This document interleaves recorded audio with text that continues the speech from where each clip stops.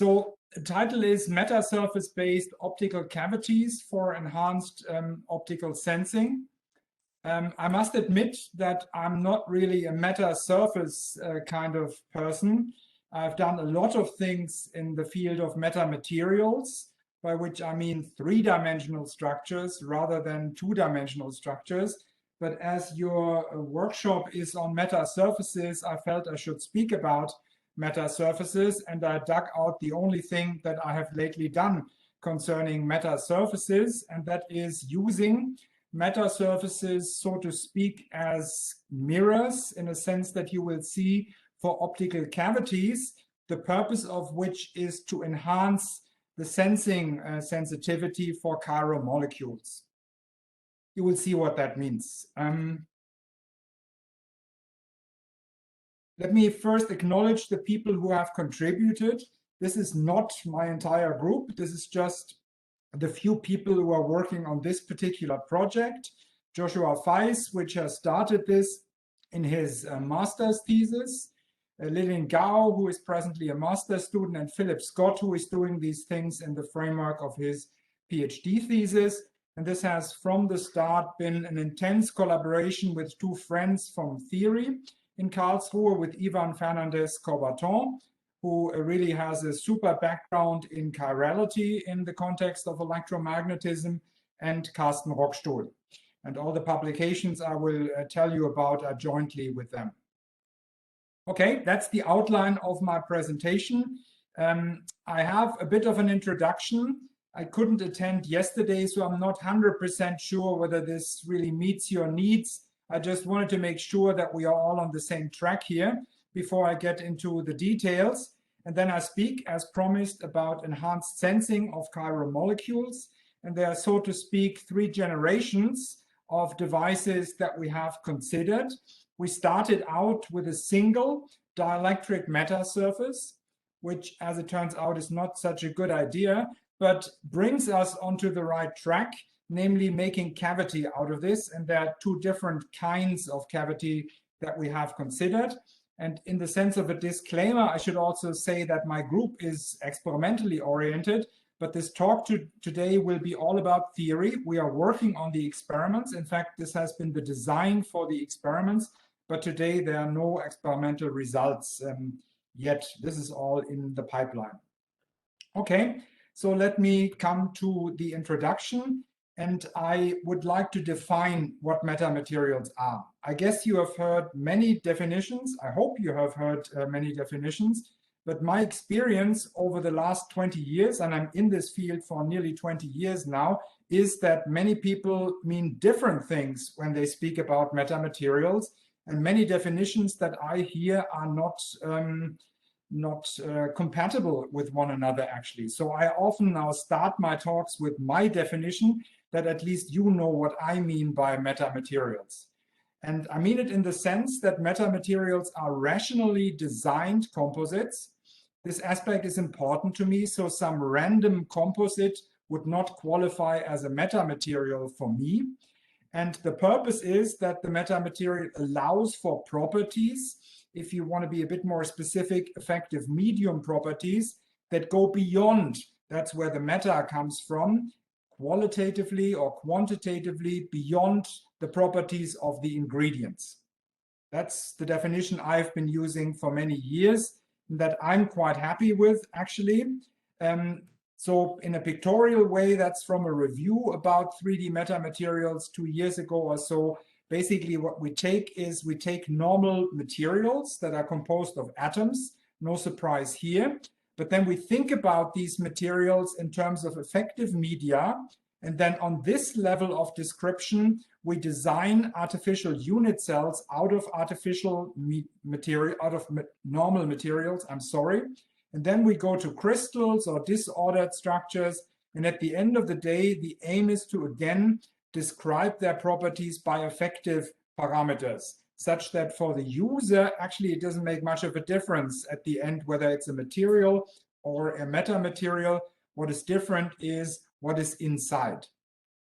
Now, you may have noticed that I have not made any reference to nature. often you hear definitions about metamaterials like these are materials, the properties of which you do not find in nature. I'm not using that because I find that somewhat unfortunate, I must say, because actually the metamaterial idea is rather an analogy to what nature does all the time for many years already. And I'm citing a paper that is not my paper that I find very illustrative in that sense. This is given here on the lower right-hand side. And that points out that in nature, nature uses only very few ingredient materials like proteins, sugar, minerals, and pretty much nothing else. And out of these 3 ingredient materials, all the stuff in nature that we see around us are being made. And the way it is being made is further illustrated in this nice figure from this paper here. It's made by microstructure in the same sense that we make metamaterials artificially. Microstructures that give you special mechanical properties, special color properties, anti-reflection properties that are antibacterial, you name it. I've lately even seen in nature examples where animals have cloaks on their backs, so to speak. I was surprised by that too, by by microstructuring. And that's exactly the same idea to me as metamaterials. You take very ordinary ingredients, you microstructure them in a smart way, and you get fancy properties out. Okay, just a side remark. I'm going to speak about chirality, just to make sure. Chirality means handedness. I have 2 hands. The 2 hands are mirror images of one another, like these 2 helices that you see here.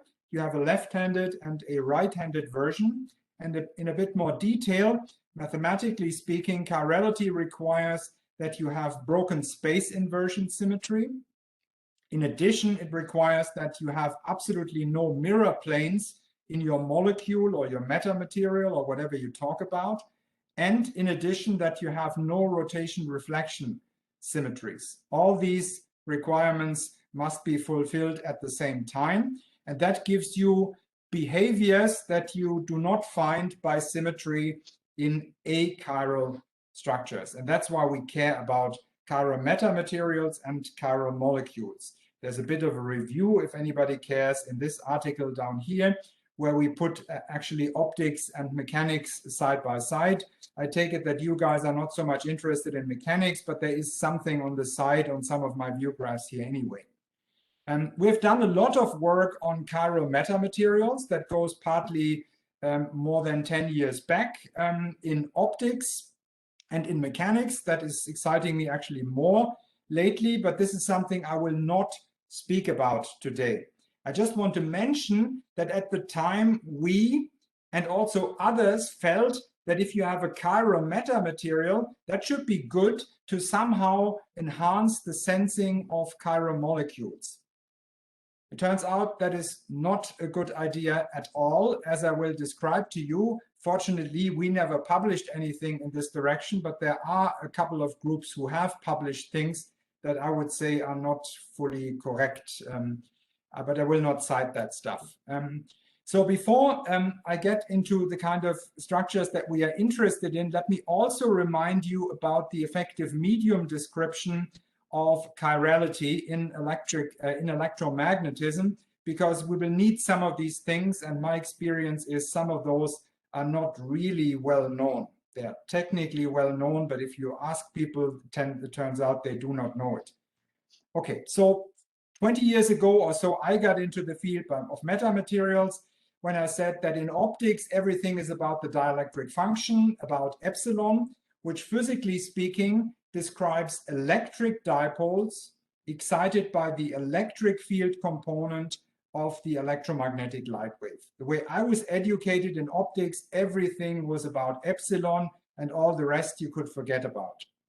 And in fact, if the structures, the molecules or the unit cell of your metamaterial are small enough, more precisely if they are small compared to the overall sample size, and if they are small compared to the wavelength you are considering, that is everything that you need to know. There's nothing else, neither in electromagnetism nor in continuum mechanics. All the deviations I will speak about now come about from the fact that the structures are not very, very small compared to the wavelength, but they become at least comparable, where a factor of 10 less is comparable in my sense here too.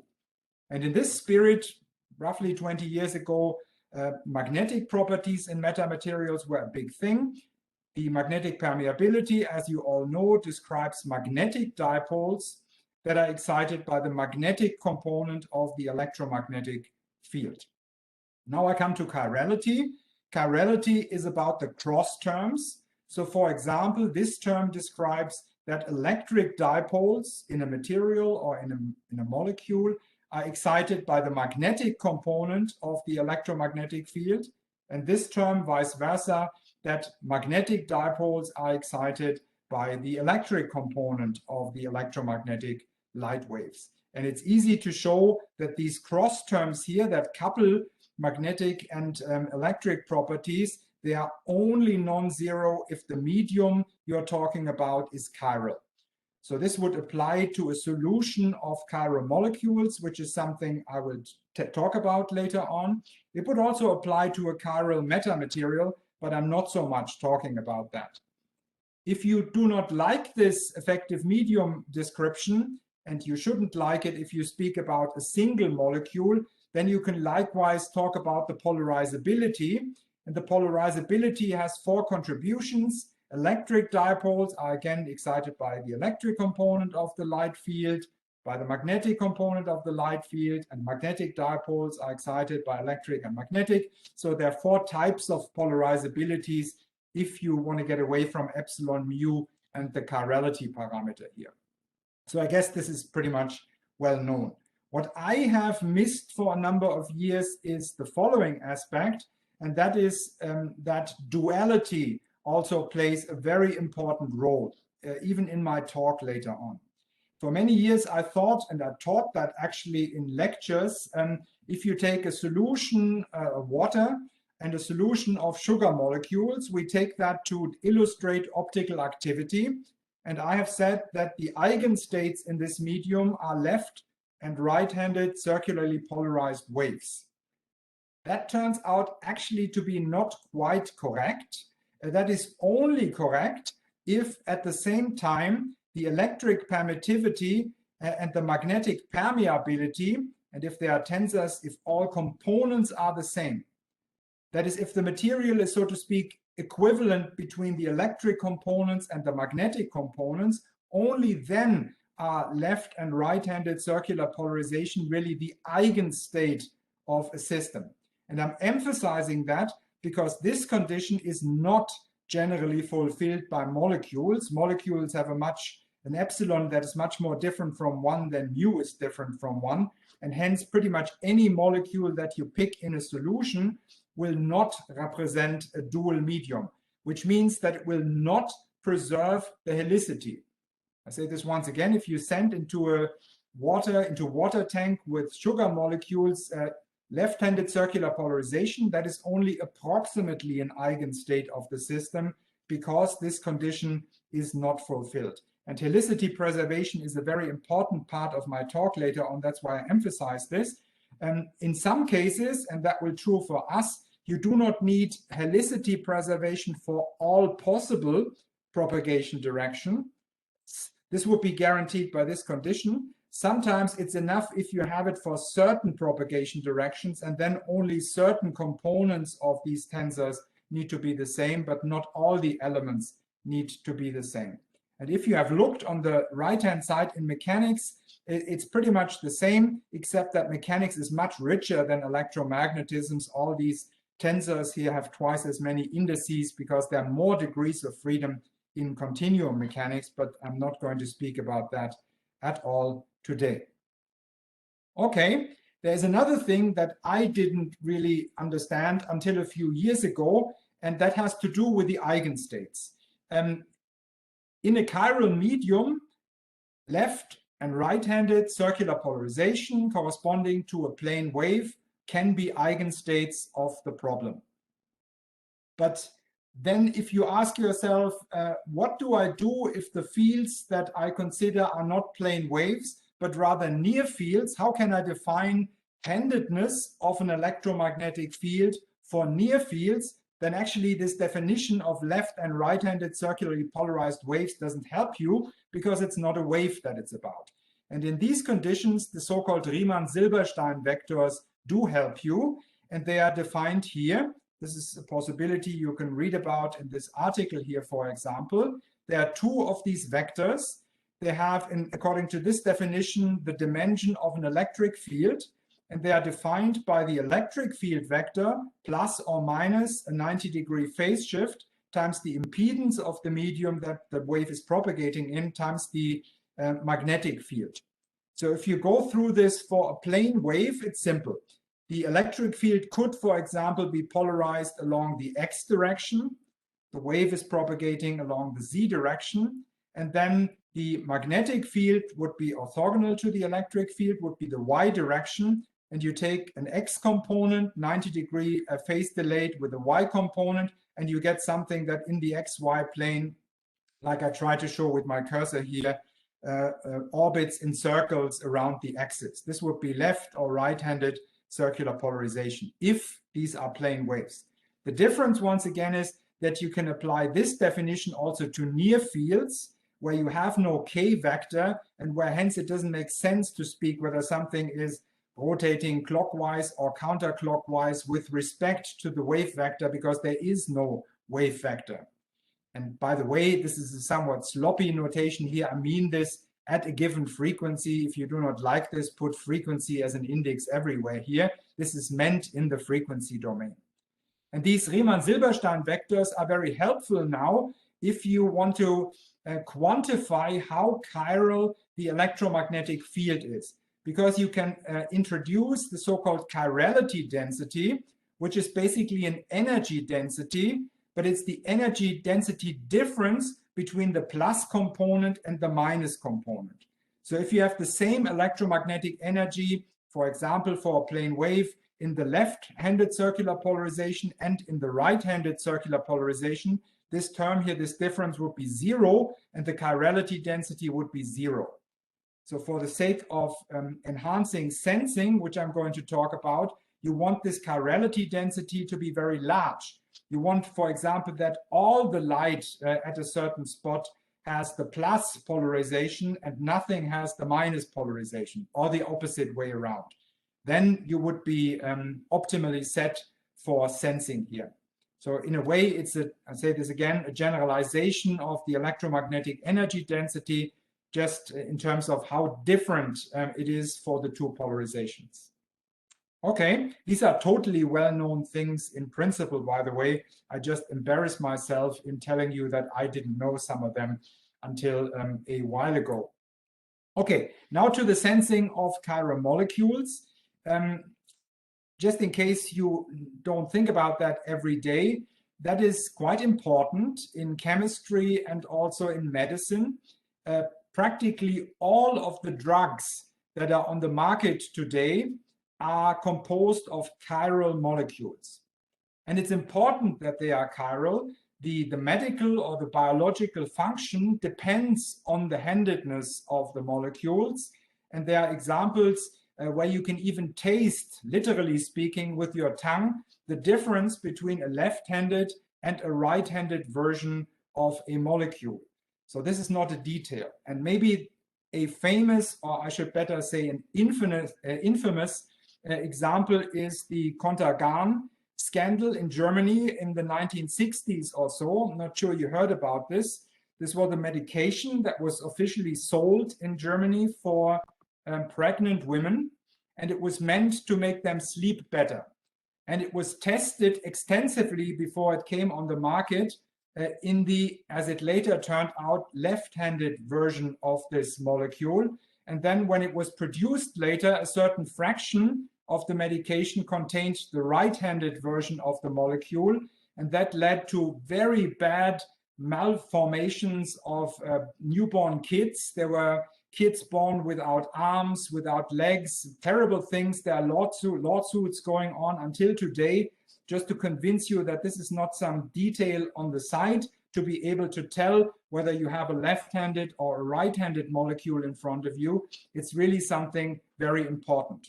And there's a standard procedure how to tell, optically speaking, that is called circular dichroism spectroscopy. I have schematically sketched here such a spectrometer, which is totally standard. You take some light source, can be a laser, can also be a lamp and a spectrometer. That's not so important. At the end, you need some well-defined polarization, some well-defined linear polarization here. And then it turns out that the difference in the optical properties between left and right-handed circular polarization is typically very, very, very small. And that's why these spectrometers use a modulator that quickly modulates back and forth between left and right-handed circular polarization. And then you simply send the light through your sample, can be a cuvette with a solution of the molecules you care about, and then it goes onto a detector. And you use a lock-in amplifier to really pick up that very, very small signal to see what the handedness of the molecule is. So this is standard, but these measurements partly take very, very long. It often takes hours to see what you have in front of you. And that's exactly now where we kick in. We want to define something that simply enhances this signal here that the detector sees. And we're thinking of enhancements in the ballpark of factor 100 or factor 1000. And what this means is if I can enhance the circular dichroism, the CD signal, by a factor of 100, then the measurement becomes shorter by a factor of 100 and you get the same signal to noise. And that's why I think this is important and is relevant also. And other people agree with that as well. But so far it hasn't really been achieved very convincingly, I would say. Okay, so the rest of my talk is now about the design of something that we want to put in the neighborhood or around the molecules. And the purpose of this something is to give us more circular dichroism signal. I hope I got that across. Okay, so now I come to these possibilities of enhancing the CD signal. And our first attempt 2 years ago was to use a single dielectric metasurface. I should say this is the paper that we published in ACS Photonics. In the same issue, actually, Jennifer Dion's group almost published the same idea completely independently. I just say this to let you know, but I would speak about our work exclusively. But the two results are perfectly compatible, actually. And both of these papers simply discuss two-dimensional arrays of helicity-preserving silicon disks to enhance the CD sensing. Okay, let me first define in a bit more detail what I mean by the CD circular dichroism enhancement here. So the circular dichroism signal can come in different forms. You either take the difference of the absorption, of the absorbed power for left and right-handed circular polarization and you normalize it properly, or you take the difference in transmission. In principle, you could also take the difference in reflection and whatever else you care. You must take some difference between incident left and right-handed circular polarization, and that's called the CD signal. The purpose is to make that signal larger, and we define the CD enhancement factor as follows. We take the total CD signal, by which I mean the signal that the device we put together with the molecules that we want to sense give us, and we divide this by the CD signal that the molecules give us alone, without this enhancing device. I think it's a fairly straightforward definition. It directly corresponds to what an experimentally would measure as an enhancement. But now there is one important point, and that is that this definition only makes sense if the structure you put next to the molecule is not chiral.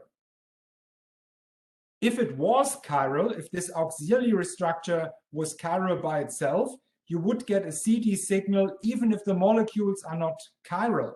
Then the numerator would be finite. And if the molecules are not chiral, the CD signal of the molecules would be 0. And then this enhancement factor is infinite. And there are papers that go in this direction. Sounds super, infinite enhancement, but it's complete nonsense because this is not a property of the molecule then. It's only a property of the enhancement structure that you are characterizing here. And that is not the purpose of what I'm doing.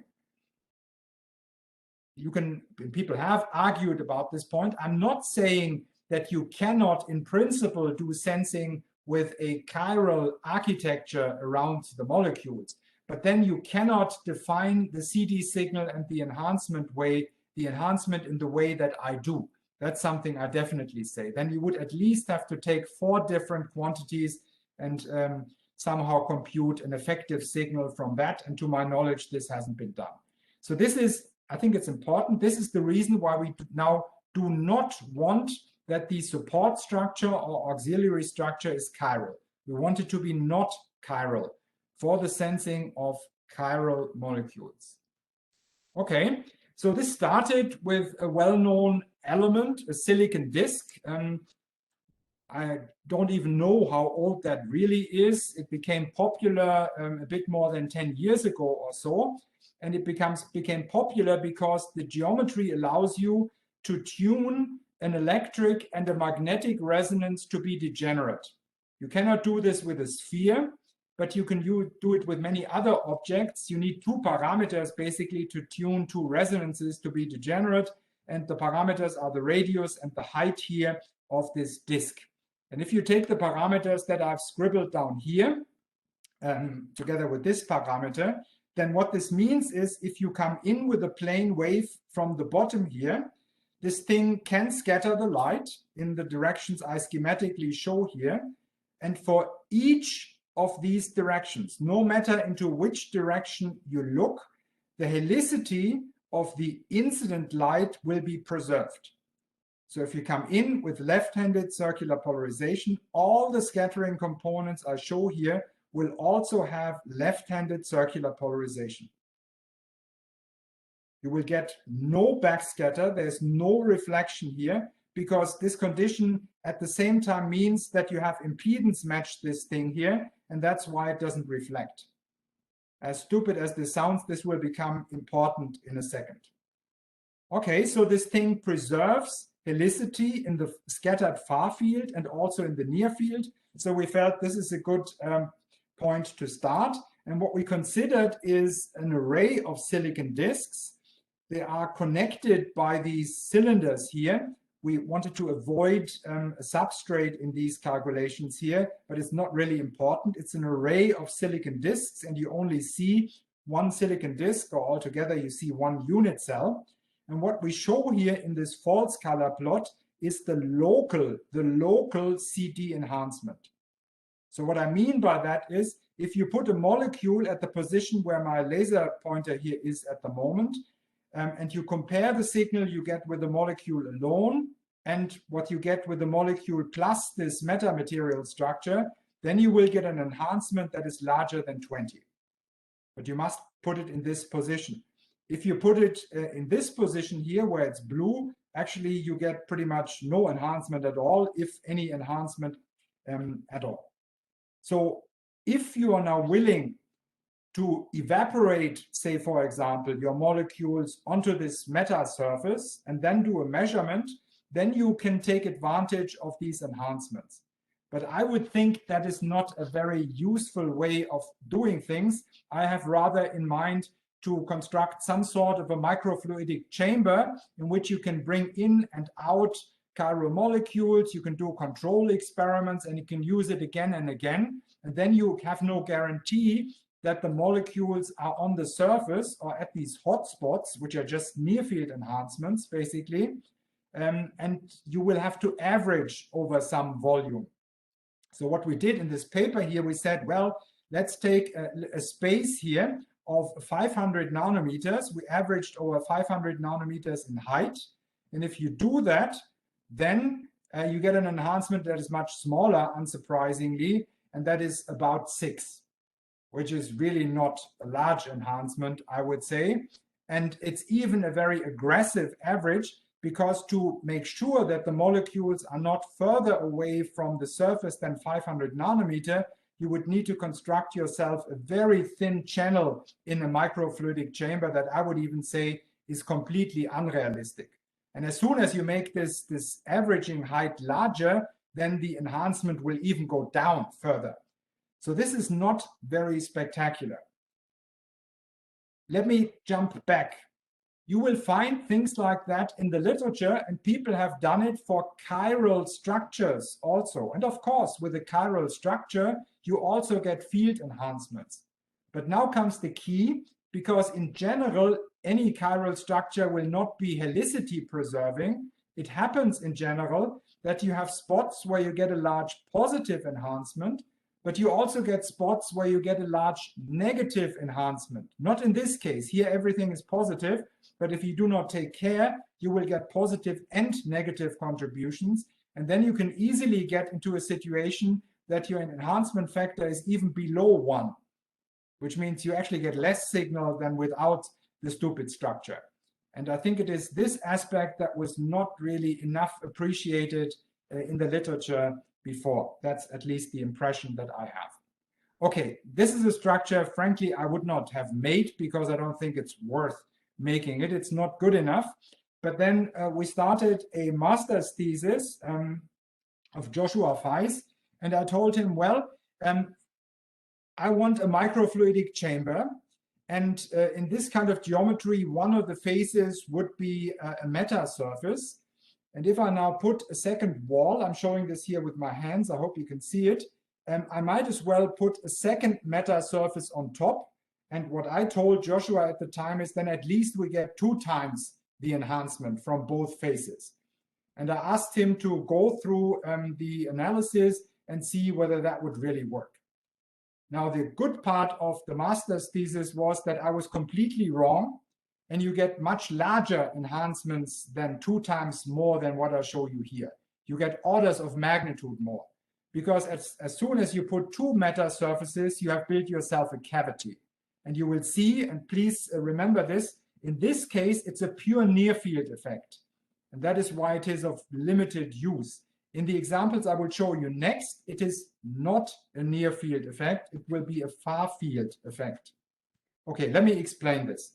This brings me to cavity design number 1 and to a dilemma that one seems to be in. So in our thinking, at some point, we felt, well, if we want to consider a cavity, why not take a simple Fabry-Pérot cavity with 2 good mirrors? You can get huge field enhancements in a Fabry-Pérot cavity, and then we get huge CD enhancements, right? No, you do not, because you have forgotten one aspect. So if you come in, as I show with my cursor here, for example, with left-handed circular polarization, and you reflect that wave off the lower mirror, then the left-handed polarization will turn into right-handed polarization, as for any mirror, because the rotation axis is defined with respect to the wave vector, and the wave vector direction changes. So once again, for any ordinary mirror, left-handed circular polarization under normal incidence turns into right-handed circular polarization. In the next bounce, left-handed, right-handed, left-handed, right-handed. And I think it's pretty obvious that then you will have an equal contribution of left and right-handed light in the cavity, which means that you have lost any sensitivity with respect to sensing. You come in with left-handed circular polarization, and in the cavity you would have a 50-50 mix of left and right-handed circular polarization, which is the worst you can have. I hope you appreciate that. So that does not work at all. If you now take in your head one of these mirrors to be a silicon disk array, that does not seem to work either. It may be helicity preserving, as I have shown to you, but as for normal incidence, helicity preservation also means that it is impedance matched. This means that the array will not reflect. This is stupid. So either you have a mirror and it doesn't preserve helicity, or you have an object that does preserve helicity, but it doesn't reflect. So it looks like it's not really possible to build yourself a cavity that serves for CD enhancement. Well, the solution is here. As I told you, we looked at 2 silicon disk arrays face to face, forming this sort of a cavity. And just to be clear, what we consider is normal incidence of light. It's just coming in as a plane wave. I only show part of this array. This should be a large array. We come in with a plane wave, for example, left-handed circularly polarized, and we will also detect in the forward direction, just to be clear. Now, what you get here is what you see in the background is an enhancement, I will come back to this later, pretty much over the entire cavity. And I should point out that now the lengths that we consider here, this cavity length here, is on the order of 20 microns. I should have said that more clearly. We are after the fingerprint resonances, the vibrational resonances of molecules. So we do the design for the infrared. This is here for a wavelength of 8.3 microns, for example, its wavelength. But the distances now would be order 20 microns or so, and this makes a decent microfluidic channel through which you can push a liquid. And this is important to me too. And once again, the enhancement here is not confined to the surface, but it's pretty much everywhere in the cavity. So how does that work? Intuitively speaking, how it works is you come in with a plane wave, for example, left-handed circularly polarized, and then this wave is diffracted into the cavity under almost grazing incidence. Such in ray optics, it would bounce back and forth between the mirrors like that here. And then at some point, after it has bounced back and forth between the mirrors a couple of times, it will be diffracted out of the cavity again into the 0th mode. And actually, there is only one diffracted order, the forward direction. There are no other propagating diffracted orders under the conditions that I will discuss here.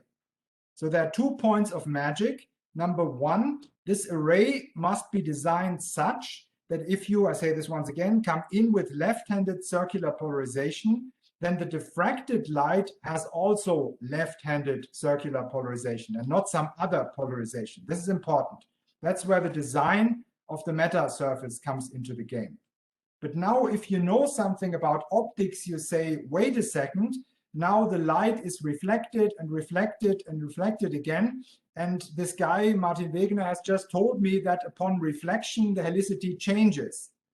Well, yes, that is true for normal incidence. Here we are not talking about normal incidence of light, but just by looking at the geometry, it's clear that in general, if you decompose circular polarization into the TE component and the TM component, the reflectivities of TE and TM are going to be different. And what that means is that upon reflection, you mess up the left-handed polarization and you get a certain contribution of right-handed circular polarization.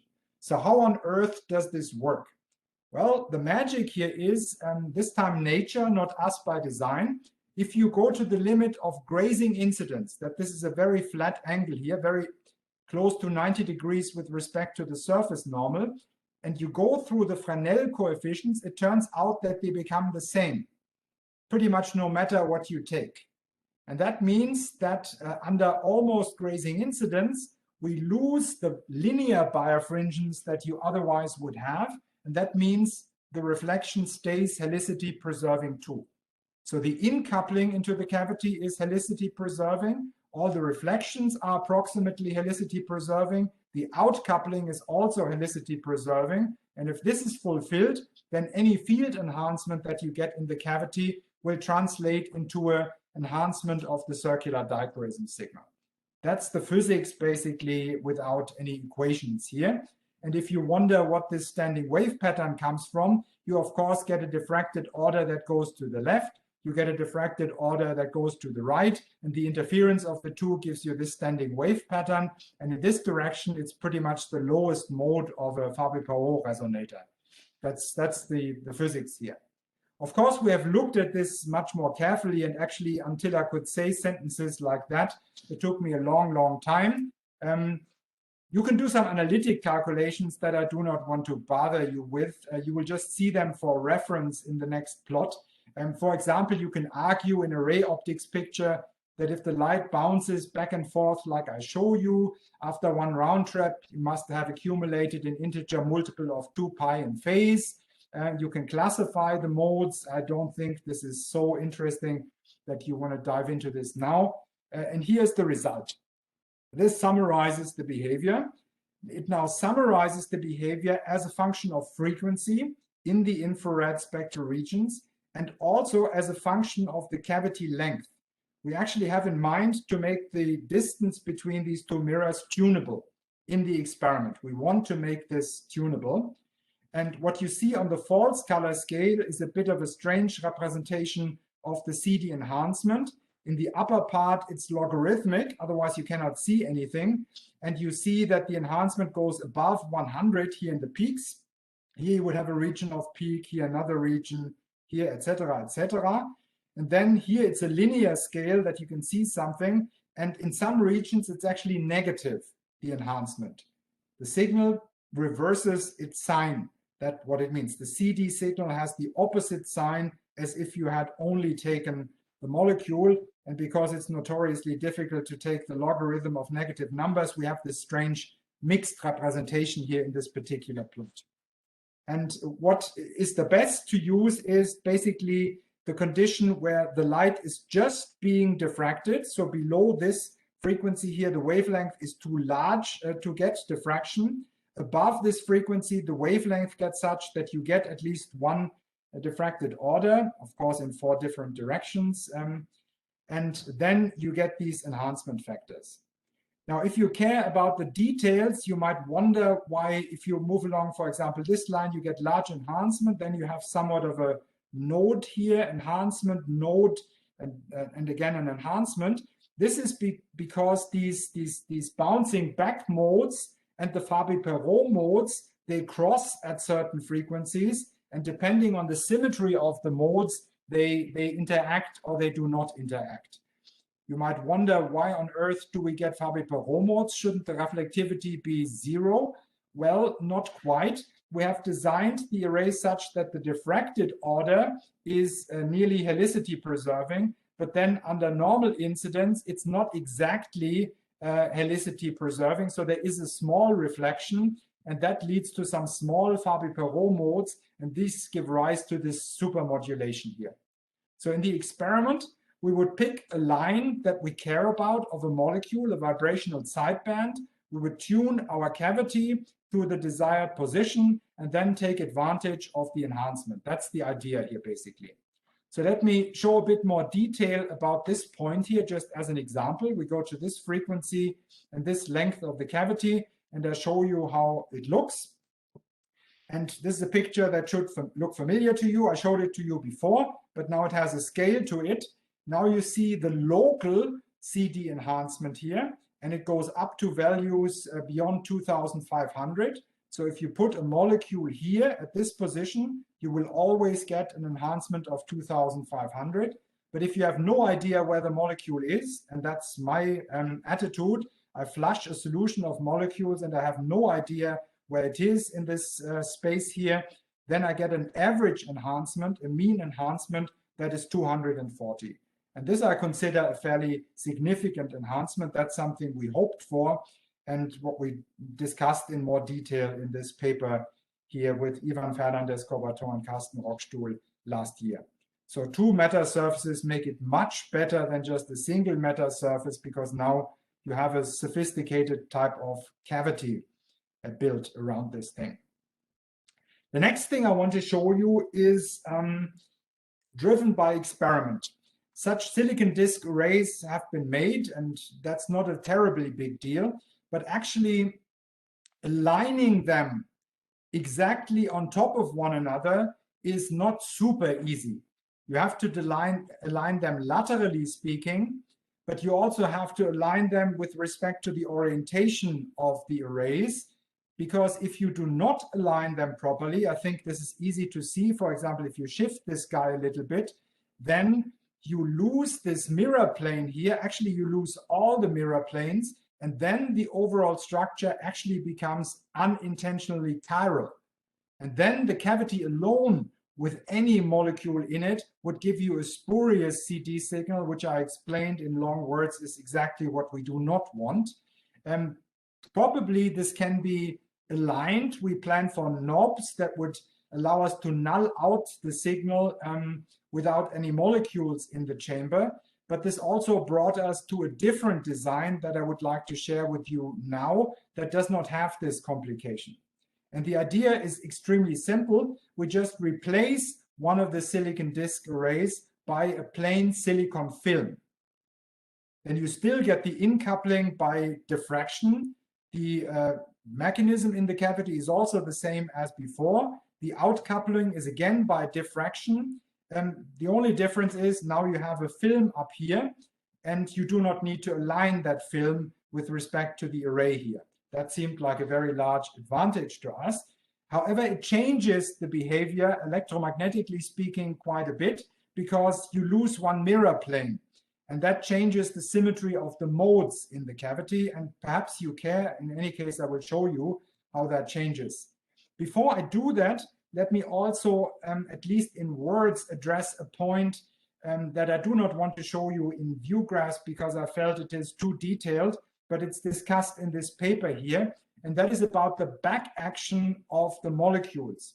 If you remember what I told you in the introduction, that pretty much all molecules are not dual, then you should ask me, wait a second, Martin, now if you put a lot of molecules in the cavity and you have left-handed circular polarization coming in, then the fact that the molecules are not dual will mess up the polarization. The molecules themselves will destroy the polarization. And at what point does this become important? Obviously, this is how can I say, concentration dependent. For low concentration, this is not an effect. And in fact, the calculations I showed you so far assumed low concentrations.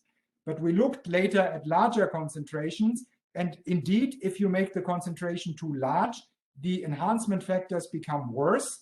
But long story short, there is a sweet window. You can make the concentration such that you do detect signals, but you do not get a deterioration of the enhancement signal. But you must be careful.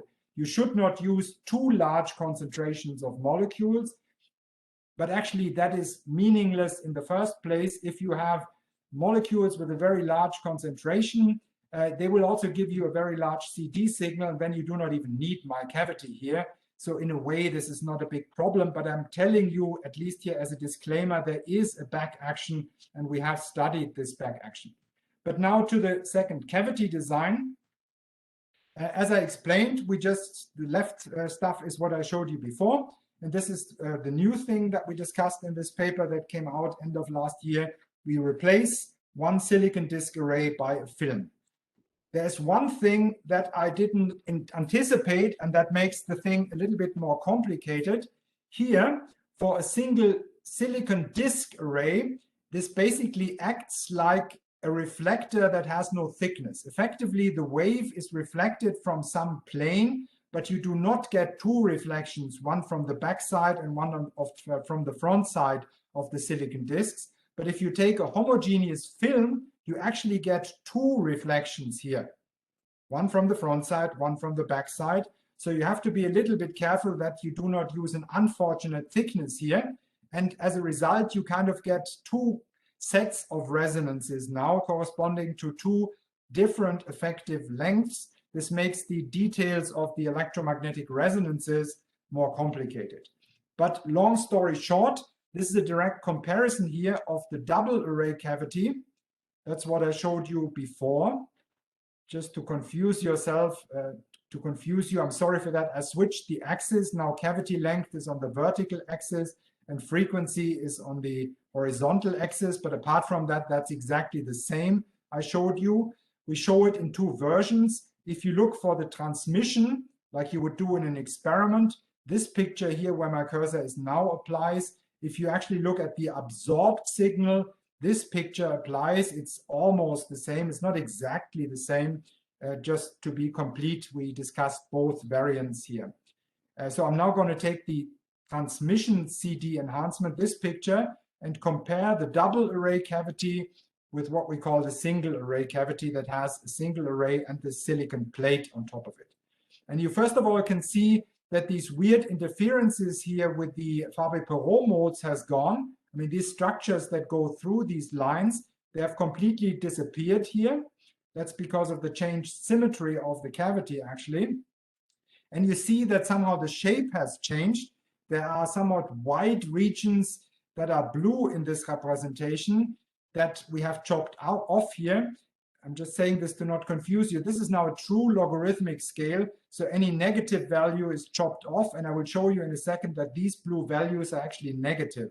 and they're good negative. But you see it's different. Very roughly speaking, it's the same, but the shape of the resonances is now different. And to illustrate that a little bit further, I'm going to show you data at this point and at this point, and I will show you two curves. Either we fix the cavity length and scan the frequency through this resonance, or we fix, so to speak, the laser wavelength and we change the cavity length. And I'm going to do this for both kinds of cavities here. And that's the result for these examples. Again, this is in the infrared. I show you the transmission CD enhancement in real units here. There's a dimensionless quantity, as I explained. You can see it in blue for the double array and in red or whatever this is here for the single array and the silicon film or slab. And you see it's a simple, more or less Lorentzian resonance for the double array. And it gets this strange double peak feature here associated to the two reflections I talked about in the film case. And in between, you get this plateau kind of thing here. It's even more pronounced if you fix the frequency and you scan the cavity length, then you get this negative enhancement here in kind of a plateau. And actually, there's nothing negative about this negative enhancement. This just means that the sign of your signal flips, but the magnitude is much more important for an experimentalist. This would be more than 100 in this case too. In a cavity that I believe is much easier to make. And it's even less sensitive with respect to the cavity length in this regime. So actually that's something we are going to be using. But just to be clear, if you later want to be able to say whether you have a left or a right-handed molecule, you do need theory then to pick the right sign here. The sign changes in this cavity design, and you better be aware that it changes. Otherwise, you confuse left for right-handed and vice versa. Yeah, that's pretty much where we stand with this project. Philip Scott is in the process of making such structures, and then we will test them. I'm with that at the end of my little presentation here. I should like to acknowledge all of our funding buddies, in particular our Excellence Cluster 3D Meta Made to Order. There's also another teaming action I'm actually involved in with a group from Warsaw. I understand you are also a teaming action. And with this, I conclude. You can ask me now, or if you want, you can also write me an email. That's my email address here. And with this, I go out the screen sharing mode if I can. Actually, I do not know how to do this. This looks good. Now I'm back. So thank you very much. Okay, thank you very much, Martin. Time for questions. I see Philip Ligmaier, so please go on. Hey, hello. Thank you for the nice talk. I have a question regarding the cavities. So I'm not sure if you know the papers of Tank and Cohen from Harvard, who did like science with the superchiral fields in the between two mirrors with non-unity reflectance. So could you put this into context, your work in there, if you are aware of their papers? Well, more generally, there are a couple of other approaches. There are also approaches that use macroscopic ring cavities, which, unlike the Fabry-Pérot cavity I criticized, do not change the handedness. When you go around there, you need Faraday isolators. At the end, we will see what works better experimentally. This is not the only option that is out there I'm presenting you. I would say it's a pretty compact option, and it's an option that you can immediately integrate into existing CD spectrometers. You do not have to completely modify your CD spectrometer. Okay, thank you. And then maybe a second quick question, if I can. Sure. So why not to use metal mirror instead of silicon layer? Maybe that's a stupid question, I don't know. Once again, if you use it in the sense of a normal mirror, you flip the handedness all the time.